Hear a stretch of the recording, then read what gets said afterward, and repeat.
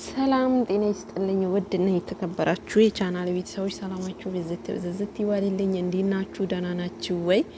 ከኔ ጋር እግዚአብሔር ይመስገን ሁሉ መልካም ነው። እንግዲህ ሩታዬ ዛሬ ከሸገር አቋርጣ ወደ ዝዋይ ሄዳ ዝዋይ ላይ ትገኛለች ማለት ነው ጋይስ።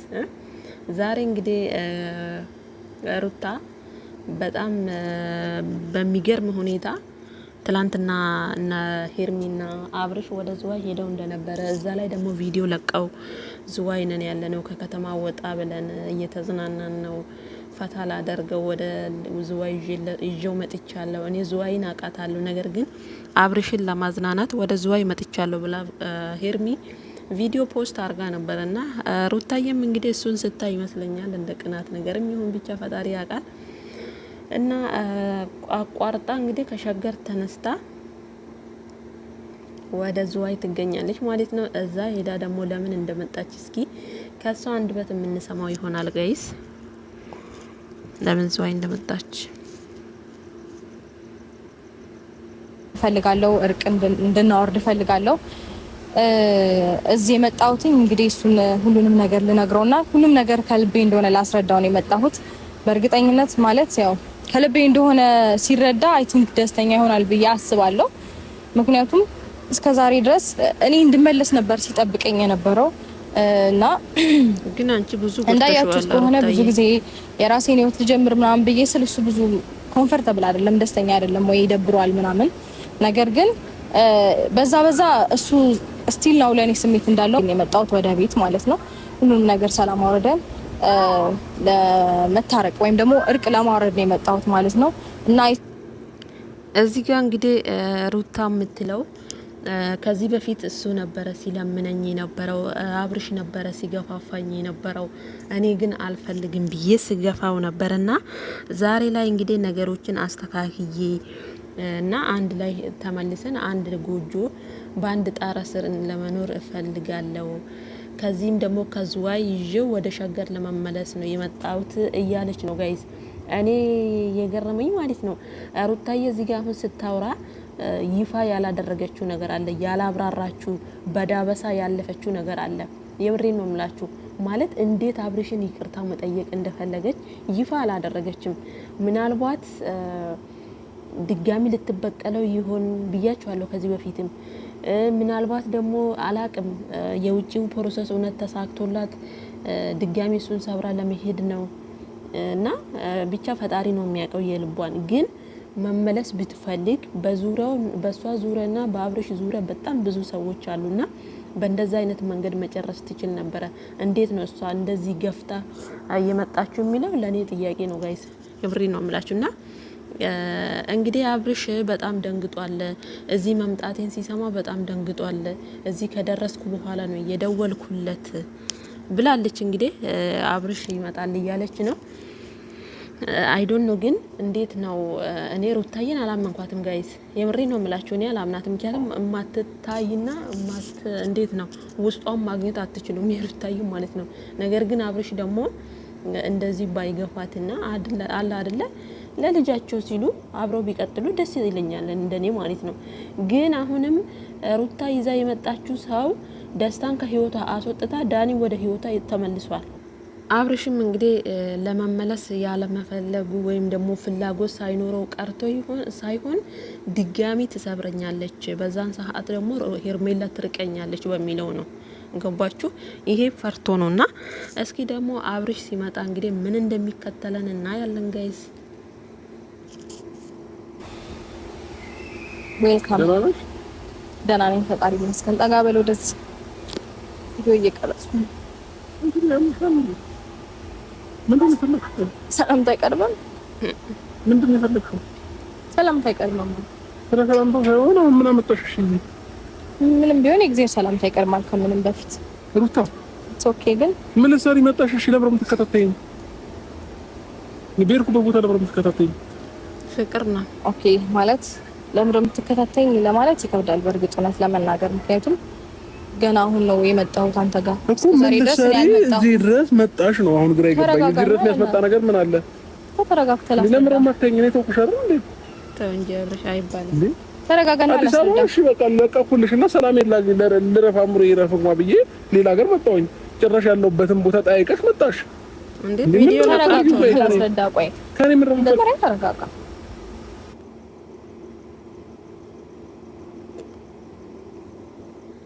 እዚህ ጋር አሁን ሩታዬም ጥፋት አለባት። አብርሽም እንግዲህ ያው የሄደውን ርቀት ሁላችንም እናውቃለን። ግን ሩታ ደግሞ እንደ ሴትነቷ በቃ አለ አይደለ በጣም ነገሮችን አፋጠነችው።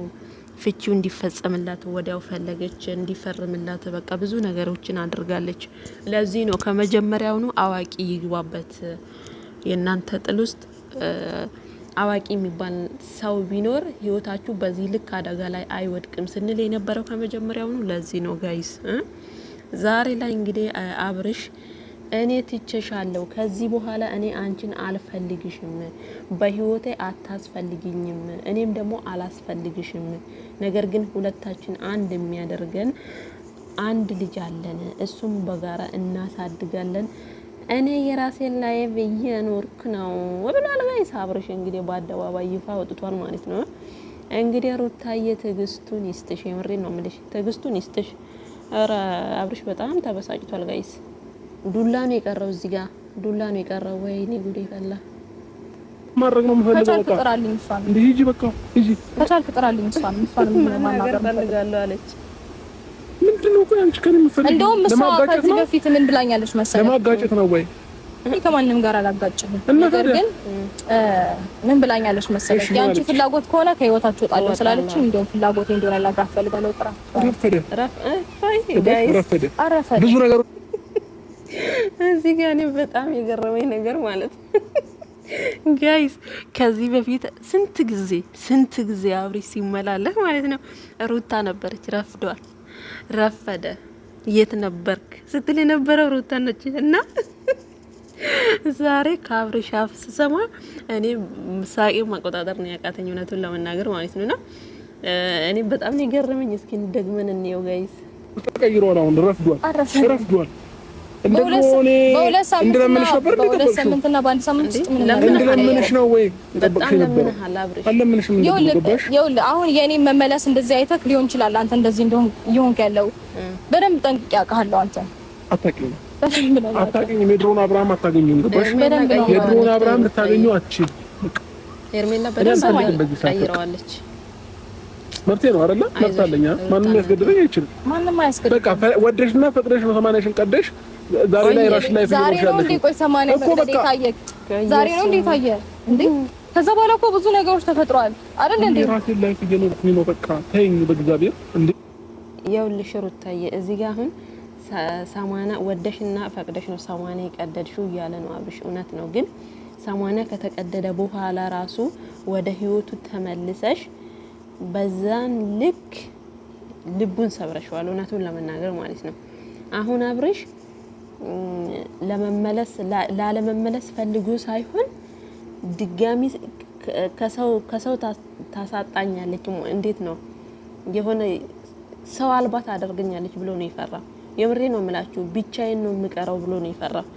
አንድ ያለችው ሄርሜላ ነች። ሄርሜላ ከአብርሽ ከራቀች ደግሞ አብርሽ ባዶ ነው የሚሆነው ማለት ነው።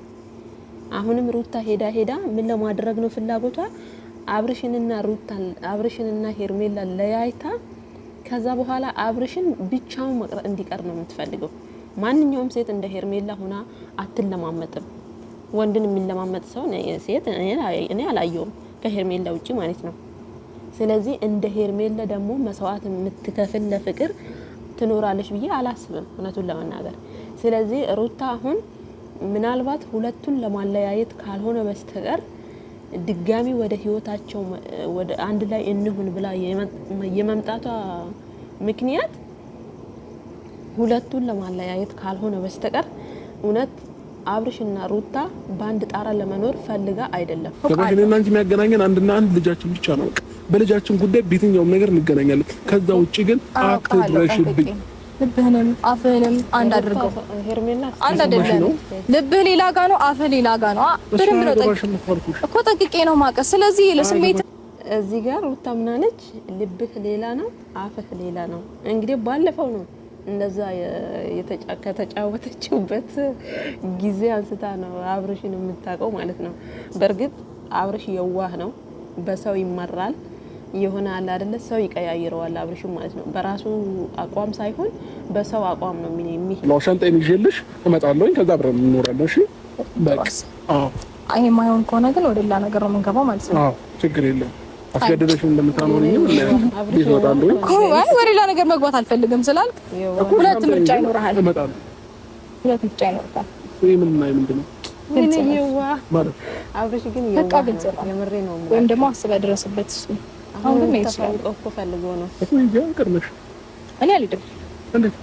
ኧረ እኔ አልሄድም። እዚህ ጋር ብዙ የሚቆይበት ለምን እሄዳለሁ? ያጥቅቶት ነው መሰለኝ አፉ ሌላ ነገር ነው የሚያወራው። እና ዛሬ እንኳን መመለስ አልችልም። እውነቱን እንትን ሌላው ብዬ ነው እሺ እሄዳለሁ ያልኩት እንጂ ዛሬ መመለስ አልችልም ካለኝ ሰዓት አንፃር። ወዴትም አልሄድም። ያለሁበት ግቢው እዚሁ ሀይሌ ነው ያለሁት፣ ዝዋይ ነው ያለሁት። እዚሁ አድሬ አሁንም ሩታ አብርሽን በቃ ሁለተኛ በቀል ነው የፈለገችው። ጋይስ እማኑ ማለት ነው ባጭሩ። ለምን ይዤው እንደሚሄድ እርግጠኛ ነኝ ብላለች። እውነት አይመስልም ጋይስ፣ አስታውቅብኝም እንደ እውነት እንደሆነ እያለች ነው። ይሄ ማለት የሆነ የማፌዝ እንትን አለው። ግን ዞሮ ያሳካላችሁ። ግን አብርሽ ድጋሚ ከተጎዳ ሩታዬ አንፋታሽም። ጋይስ ሰብስክራይብ እያደረጋችሁ መልካም ጊዜ ይሁንላችሁ።